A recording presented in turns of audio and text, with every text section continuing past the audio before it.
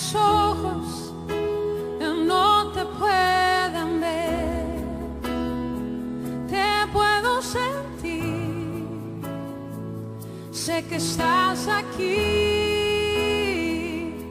aunque mis manos no pueden tocar tu rostro, Señor, sé que estás aquí.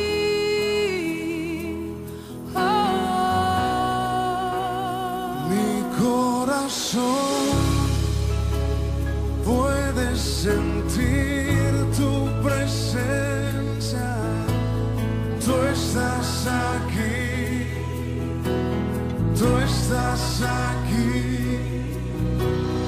Puedo sentir tu majestad, tú estás aquí, tú estás aquí. Mi corazón puede mirar tu hermosura, tú estás aquí, tú estás aquí. Puedo sentir tu gran amor, tú estás aquí,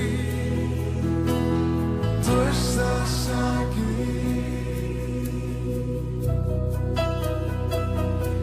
Aunque mis ojos no te puedan ver, te puedo sentir, sé que estás aquí, aunque mis manos no pueden tocar tu rostro, Señor, sé que estás aquí,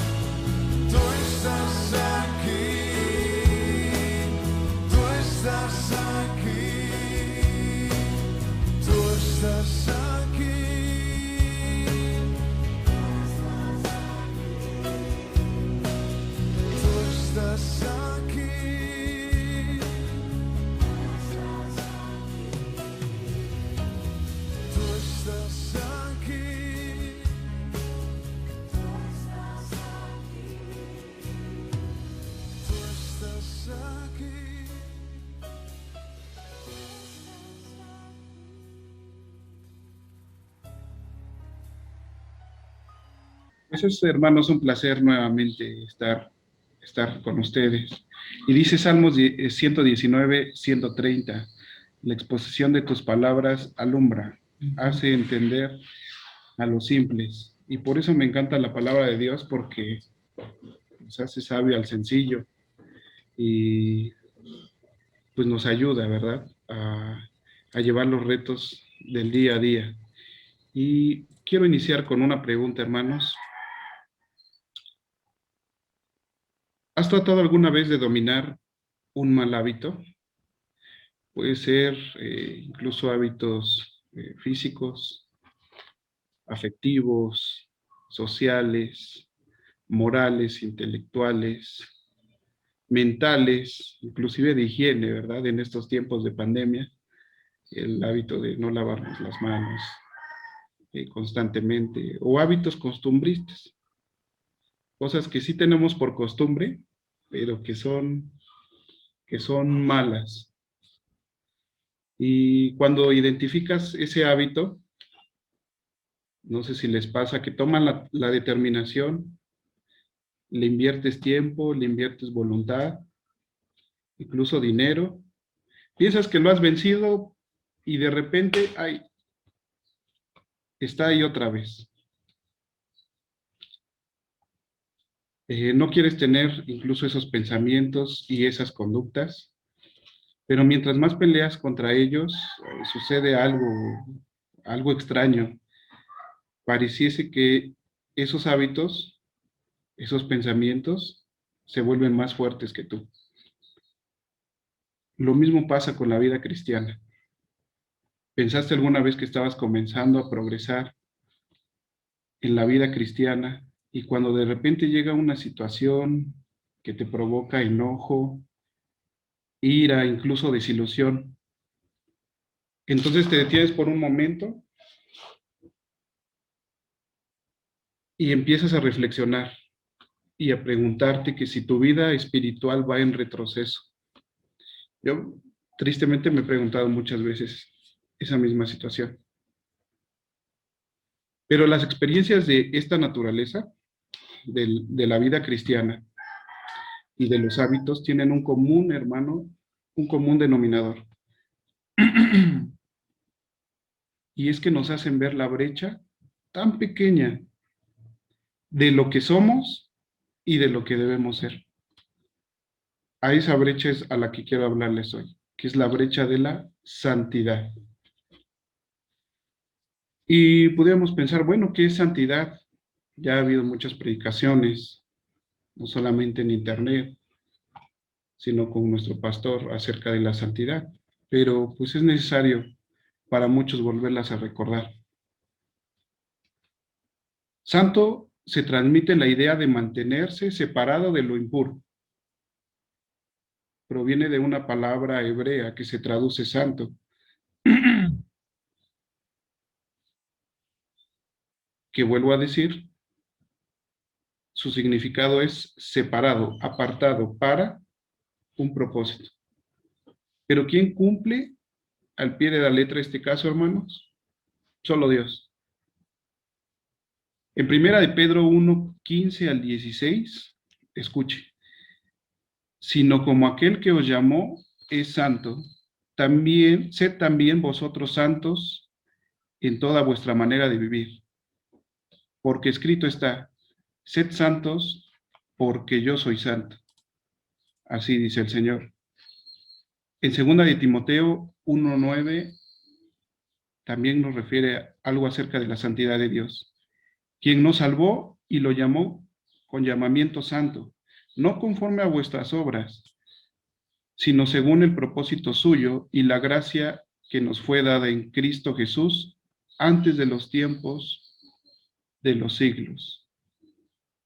Levítico 20:26 dice así, habéis pues de serme santos, porque yo Jehová soy santo, y os he apartado de los pueblos para que seáis míos.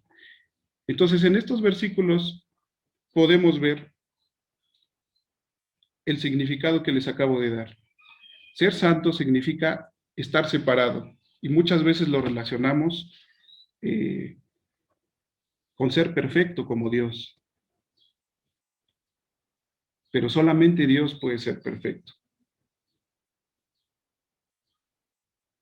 Es muy interesante, hermanos, las palabras de saludo con las que el apóstol Pablo se dirige en la primera epístola de Corintios. Pablo, llamando a ser apóstol de Jesucristo por la voluntad de Dios y hermano Sóstenes, a la iglesia de Dios que está en Corinto, a los santificados en Cristo Jesús, llamados a ser santos con todos los que en cualquier lugar invocan el nombre de nuestro Señor Jesucristo, Señor de ellos y nuestro. Gracia y paz a vosotros, de Dios, de nuestro Dios Padre y del Señor Jesucristo. Qué interesante. Primero se dirige a ellos en este capítulo como la iglesia de Dios que está en Corinto. Pero inmediatamente les llama iglesia y les hace una afirmación: a los santificados en Cristo Jesús, llamados a ser santos. Dios es santo, hermanos, y no hay duda alguna en ello. Pero yo también, usted también. Entonces puede venir aquí una afirmación muy errada en la mayoría de los cristianos, podemos decirle así, bebés pequeños en su crecimiento. Entonces soy perfecto. Y oh, triste desilusión, me temo que no. Pero somos perfectibles en la santificación en Cristo Jesús. Quiere decir que somos llamados a ser santos. Somos personas apartadas para alcanzar un propósito supremo, no común y cotidiano, pero sí especial y único. Y entonces, a partir de esto, hermanos, surge otra pregunta. ¿Por qué cuesta tanto responder a ese llamado de ser santos? Híjole, qué tremendo, ¿no?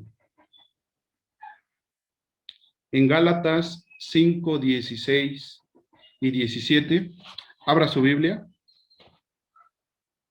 En Gálatas 5, 16 y 17, dice así: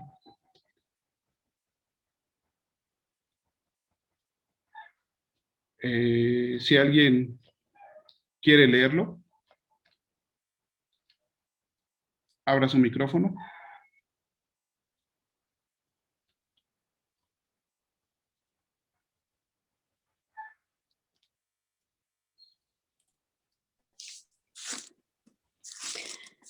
Digo pues, andad en el espíritu y no satisfagáis los deseos de la carne, porque el deseo de la carne es contra el espíritu y el espíritu es contra la carne, y estos se oponen entre sí para que no hagáis lo que quisierais. Qué interesante, ¿verdad, hermanos? Aquí nos habla acerca de la carne y del espíritu. Podemos resumir este versículo entre una batalla entre el espíritu y la carne. Es la misma batalla que tú tuviste cuando intentaste dominar un mal hábito, una idea, un pensamiento, una actitud, pero que no pudiste. Martín Lutero comenta al respecto: hay dos capitanes contrarios dentro de usted, el espíritu y la carne. Dios ha promovido dentro de usted una contienda y una batalla porque el espíritu lucha contra la carne y esta contra el espíritu.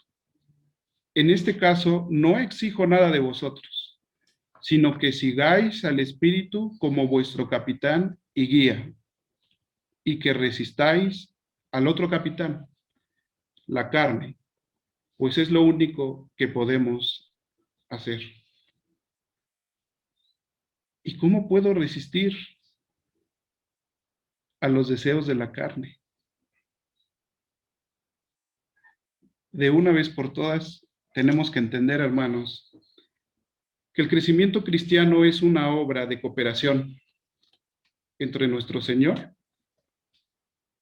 y el creyente. Intentar hacer lo que no nos corresponde es un error tan grave y tan grande como dejar de hacer lo que nos corresponde. Vuelvo a repetir, tener que entender de una vez, hermanos, que esta es una obra de cooperación entre nuestro Señor y nosotros, sus hijos. Intentar hacer lo que no nos corresponde es tan grande y tan grave como dejar de hacer lo que nos corresponde. En Filipenses 2, del 12 al 13, observen sus Biblias y dice así: ocupaos en vuestra salvación. Ocupaos en vuestra salvación. Es algo que tenemos que hacer. Así que, amados míos, tal como siempre habéis obedecido, no solo en mi presencia, sino ahora mucho más en mi ausencia, ocupaos en vuestra salvación con temor y temblor, porque Dios es quien obra en vosotros tanto el querer como el hacer para su beneplácito. En realidad, una de las tácticas que le ha resultado al enemigo es instigarnos a hacer aquello que no se espera de nosotros. Lo que, si lo ves a simple vista, es imposible de hacer. Y con eso desanimarnos, y ni siquiera terminamos haciendo lo que se espera de nosotros. Y entonces, si me ha entendido hasta ahorita, ha de surgir otra pregunta en usted. ¿Cuál es nuestra parte y cuál es la de Dios en esta aventura conjunta del crecimiento cristiano? Abra su Biblia en Salmos 51. Salmos 51 del 6 al 12.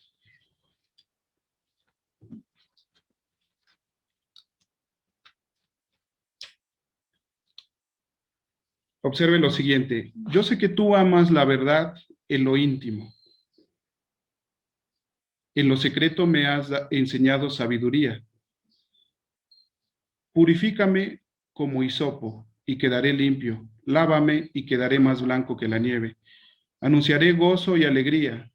Crea en mí, oh Dios, un corazón limpio y renueva la firmeza de mi espíritu. No me alejes de tu presencia, ni me quites de tu Santo Espíritu. Devuélveme la alegría de tu salvación, que es un espíritu obediente, me sostenga. ¿Quién es el que actúa en estos versículos y sobre quién actúa? ¿Quién es el que produce la verdad en lo íntimo y en lo secreto? Pues Dios. Dios es el que hace comprender, Dios es el que purifica, Dios es el que nos lava, Dios hace oír gozo y alegría. Él crea y renueva y Él sustenta. Hermano, cualquier cambio que ocurra en lo profundo de su corazón es obra exclusiva de Dios y no de usted. Observe lo que dice en Colosenses 3, del 12 al 14. Colosenses 3, del 12 al 14.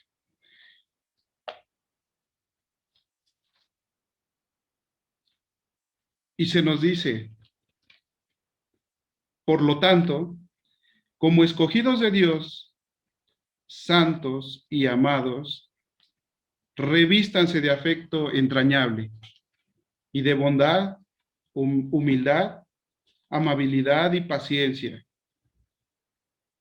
de modo que se toleren los unos a los otros y se perdonen si alguno tiene queja contra otro.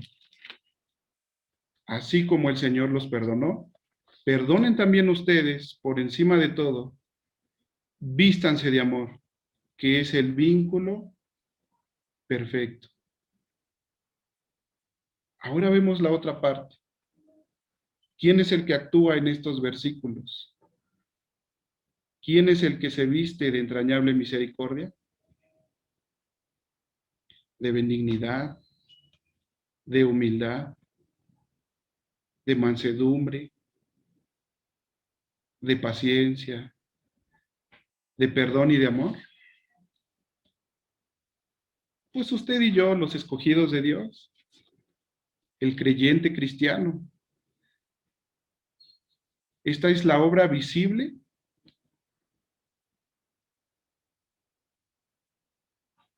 del creyente real y aquel que ha aceptado a Cristo en su corazón. ¿Se da cuenta? Podemos entender la división de trabajos en la obra de la santificación, lo que Dios hace,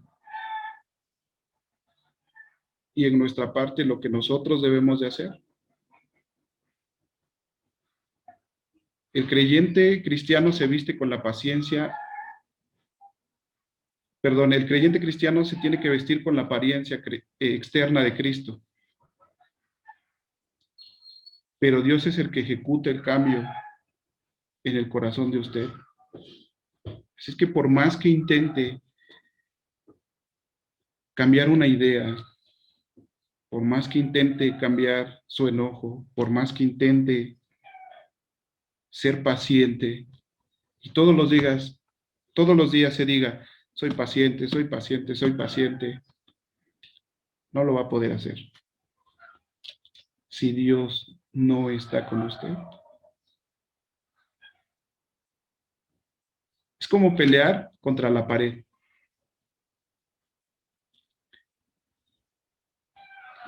queriendo que esa pared se mueva de un lugar a otro con nuestras propias fuerzas. Al final solamente vamos a frustrarnos. Y tenemos que entender que esta es una labor conjunta de Dios y del Hijo de Dios. Viéndolo de otra forma más clara, pensemos en los moldes de madera de un albañil. Muchos de nosotros pues hemos construido, aunque sea algo en nuestras casas, o hemos hecho alguna estructura de cemento. Bueno, pues así como los albañiles crean moldes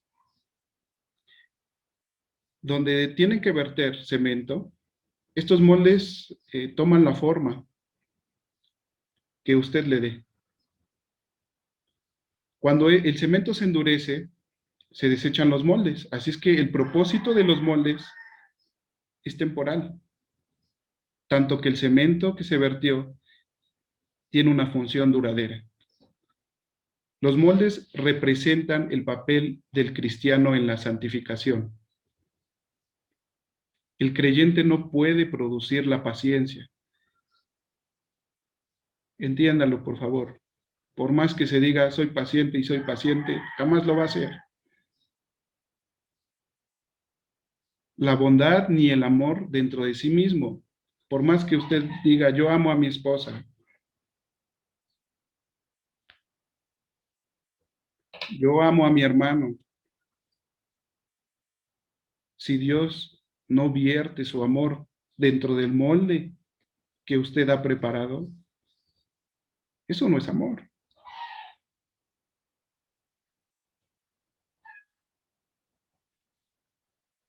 Solo tiene que construir la forma externa, hermano, dentro de la cual Dios pueda derramar su obra de santidad. Otro ejemplo, suponga que usted tiene una vecina, un familiar incómodo que no me cae bien o le irrite. Incluso a su esposo o esposa. que pone a prueba su paciencia. Y claro, usted como un buen impaciente, hace todo lo mejor que está en sus manos para no irritarse, ¿verdad? Y al final se siente culpable.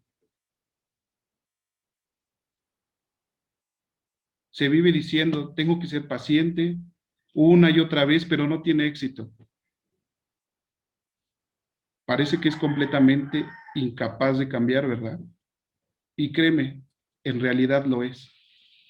La paciencia es una actitud del corazón. Solo Dios puede cambiarla.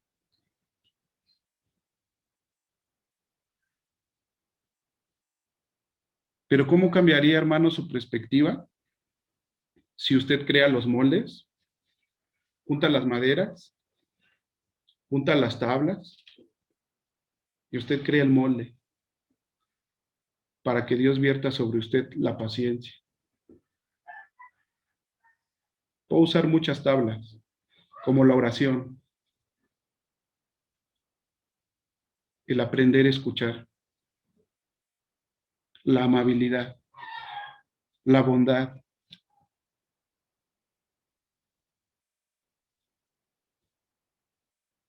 Y usted puede acumular tablas y tablas y tablas y aprenderse la Biblia de memoria, de principio a fin. Pero si no la clava, si no clava esas tablas de ese molde, de tal modo que permanezcan juntas, cuando Dios vierta sobre ellos su santidad, el cemento se saldrá.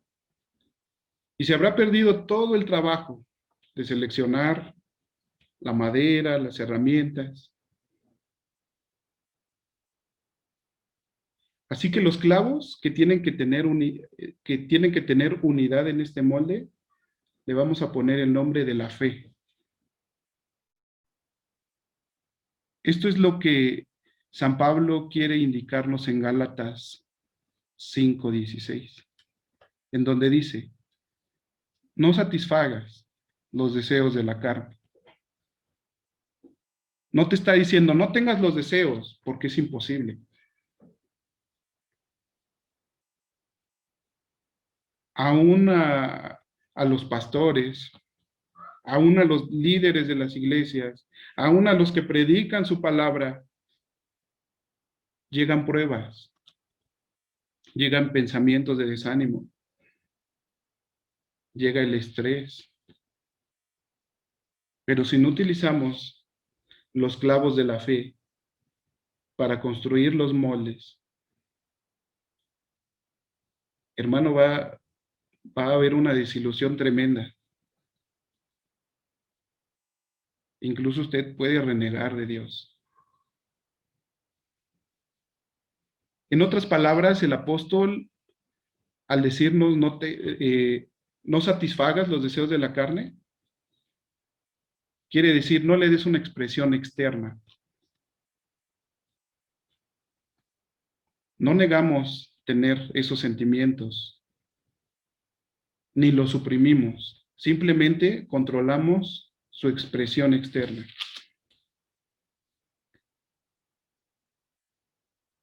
En tanto que referimos los sentimientos y los ponemos en las manos de nuestro Dios.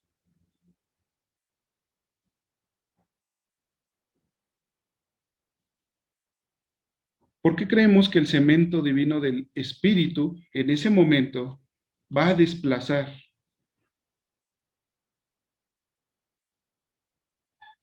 toda amargura que haya en nuestro corazón, todo deseo pecaminoso?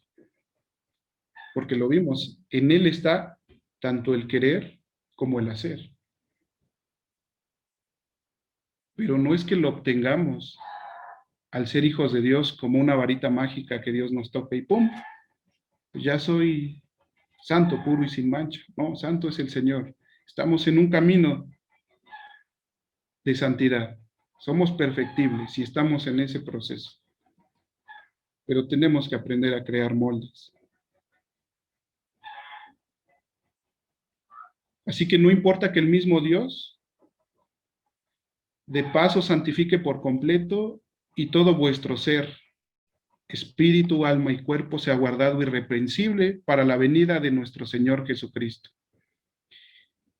Fiel es el que os llama, el cual también lo hallará. Dice Primera de Tesalonicenses 5, 23 al 24. Así que con todo esto que hemos visto, que dentro de nosotros existe la carne y está el espíritu. El espíritu siempre nos va a llevar a cumplir el propósito por el cual usted y yo estamos aquí. Pero la carne va a querer satisfacer los deseos terrenales, mundanos, que usted y yo podemos tener. Tenemos que aprender a hacer moldes para que Dios derrame su santidad sobre nosotros. Y quiero que se lleve esta pregunta. ¿Usted está dispuesto a responder al llamado de ser santo? ¿De verdad? Déjeme decirle que Dios tiene programado un plan de santificación para todos. Él tiene una serie completa de proyectos preparados a medida que vivamos más cerca de Él. Él nos mostrará el proyecto que tiene para el próximo molde que debemos de construir. El molde del amor para los esposos. Y para los que no están casados, ¿verdad? Para los hijos también.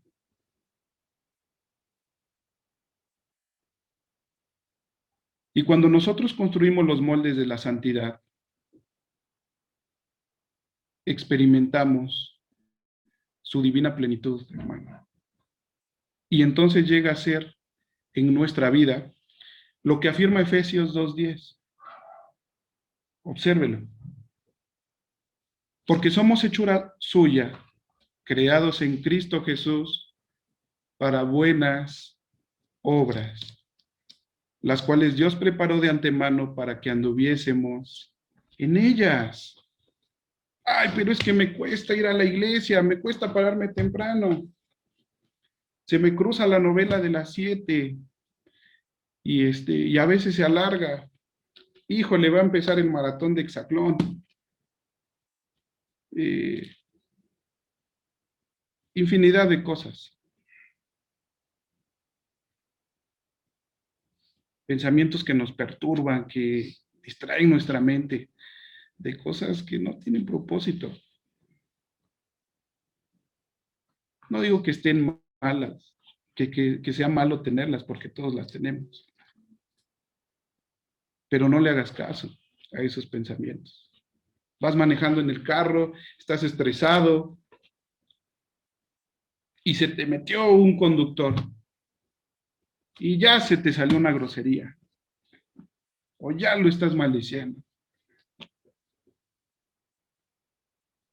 Creo que Dios quiere tocar el corazón de sus hijos para un propósito supremo, para que entendamos, hermanos, que estamos aquí como herramientas en las manos del artista para engrandecer su obra. Porque somos hechura suya, creados en Cristo para las buenas obras. Así es que las buenas obras, Dios las produce. Pero para que las produzca en nosotros, tenemos que estar cerca de Él y crear los moldes para que Él vierta su amor, su santidad sobre nosotros. Y entonces sí ya no lo vamos a ver como un deber. Para algunos puede ser un paso de fe, un simple paso. Pero para otros quizá, como a mí, puede ser un salto gigante, desde el orgullo y la obstinación constante. ¿Por qué yo? Pues que lo haga otro. Que el Señor, hermanos, nos dé sabiduría a cada uno de nosotros para afrontar estos retos.